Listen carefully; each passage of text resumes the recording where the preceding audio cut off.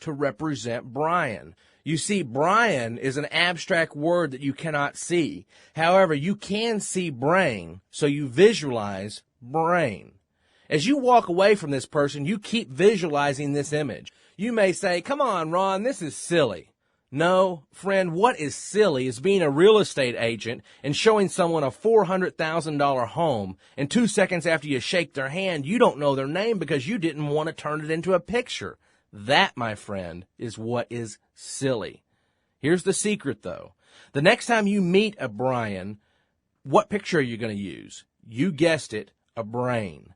Every Brian is a brain, or whatever image you decide. If you had to turn Brian into a picture every single time, it wouldn't be worth it. But it is worth it, and it is a good system because you only have to do it once for each name. For example, ask yourself, what is a picture for Kathy? You might determine that a picture is a cat. Okay, good. Next time you meet a Kathy, use a cat for the picture. This will make it a much more doable system. The next time you see a person, ask yourself, what was my file? Oh yeah, it was his nose. What was coming out of his nose? A brain. Then you can say, hey Brian, how are you doing? Is it a 100% perfect method? No, it's not. Frankly, nothing is. You're going to have to work at it and practice it. But using this method, I have recalled up to 200 names in one day. So it does work.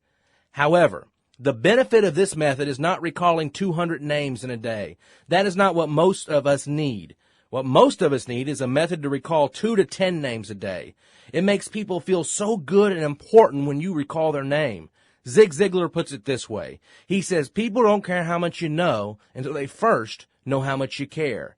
Dale Carnegie wrote a book called How to Win Friends and Influence People. In it, Dale Carnegie writes that everyone's favorite subject is actually themselves. And the sweetest sound to their ear is the sound of their own name. We should use this knowledge to benefit us. A few years ago, I was walking in my neighborhood community. I saw a 6-year-old kid struggling because the chain had popped off his bicycle. He asked me to fix it, and I gladly obliged.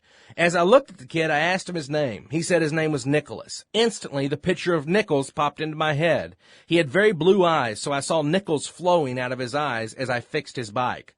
2 weeks later, I saw him and his mother.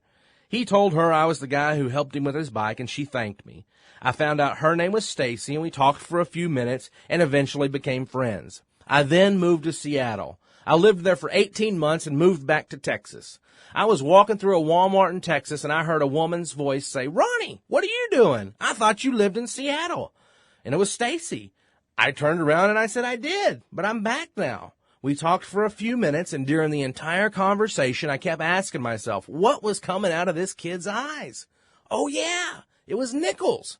So at the end of the conversation, I said, by the way, Stacy, how is Nicholas? And when I said, how's Nicholas, when I say it moved her, I don't mean emotionally, although I think it did. I mean it physically moved her. Stacy took 2 steps back, and she looked at me, and she said, Nicholas is great. Thank you for asking.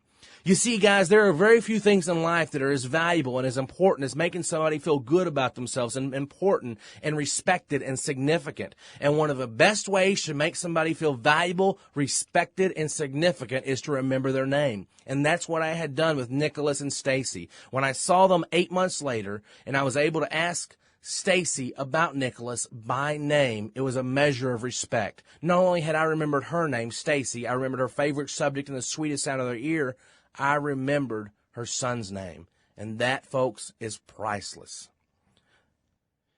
Remember, you need 3 things to do that.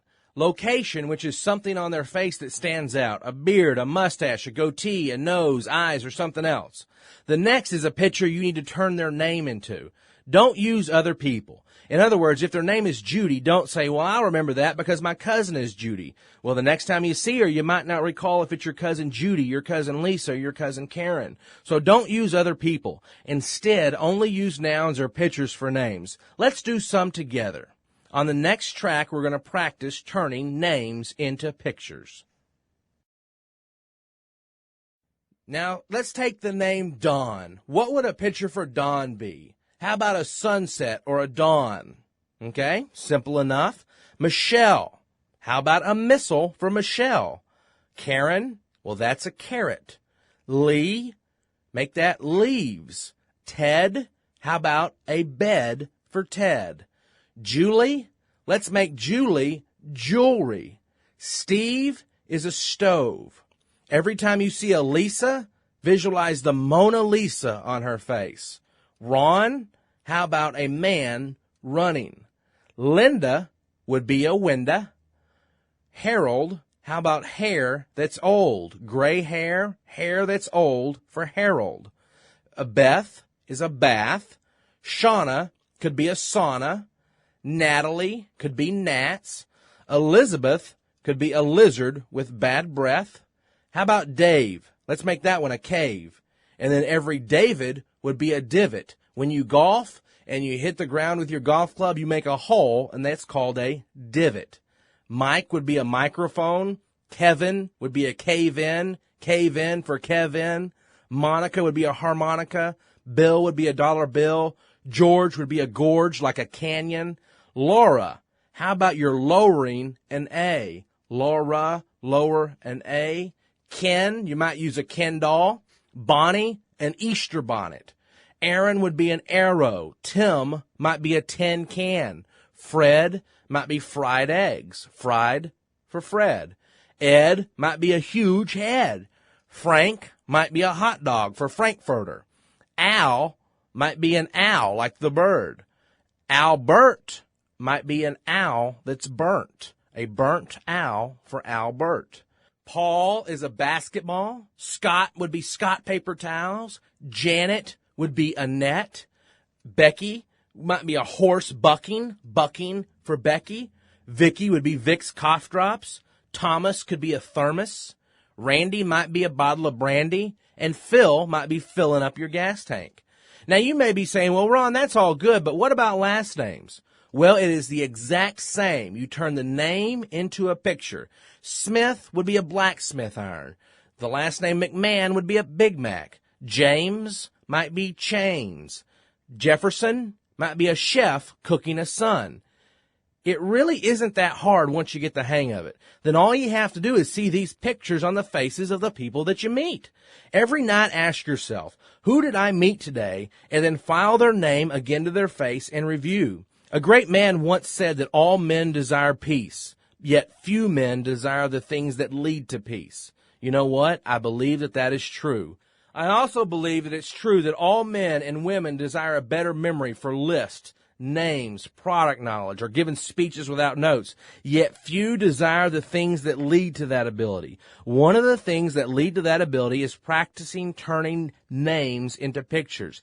If you do, you will be amazed.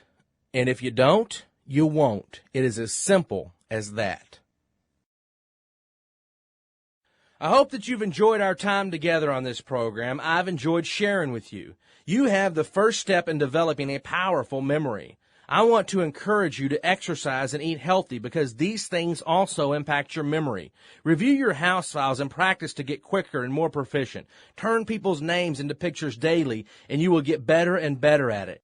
It is a very quick way to build relationships and establish rapport. Now, I want to review real quick. You have your house files, and you have 20 files on your house. We memorized the presidents of the United States to those files. However, I don't want you to see that as the limit of this application. Let's say you take a job at a copier sales company, and you have 4 different copiers, and each one of these copiers have 5 different functions that it performs, and you want to be able to memorize the functions. This is your first day on the job, and you want to learn your product knowledge. It's very simple. You have 4 products, and you have 4 rooms in your house files, right? We'll make your first room represent copier A. Your second room represent copier B. Your third room represent copier C. And your fourth room represent copier D. And then you take those 5 selling features of copier A, you turn them into pictures, and you put them in the first room. You take the 5 selling features of copier B, you turn them into a picture, and you visualize them in the second room, and so on with copier C and copier D. You can use this system to recall product knowledge. I have a gentleman who works for me named Travis. Just last week, Travis was using his telemarketing script, and it sounded horrible. He was reading his script, and I took the script out of Travis's hand, and I said, Travis, I don't want you to read your telemarketing script anymore. I want you to take the main ideas for that telemarketing script, and I want you to file them around the office. And you know what? He did just that. Now he gives his telemarketing script without accessing notes. And it sounds so comfortable and so relaxed, and he's getting many more appointments and bringing in much more revenue for our company. The benefits to your house files are given a speech without notes, recalling product knowledge, studying for a test.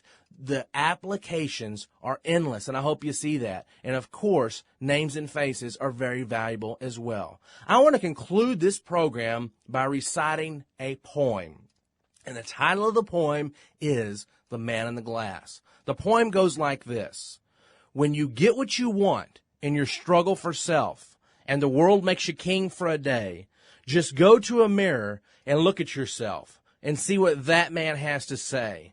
For it is not your father, your mother, or your wife whose judgment upon you must pass, but the fellow's verdict who counts most in your life is the man looking back from the glass. Some people may say you're a square-shooting chum and call you a wonderful guy, but the man in the glass says you're only a bum if you can't look him straight in the eye. He's the one to please, never mind the rest, for he's with you clear up till the end, and you'll pass your most dangerous and difficult test if the man in the glass is your friend. You may fool the whole world down the pathway of years and get pats on your back as you pass, but your final reward will be heartache and tears if you've cheated the man in the glass.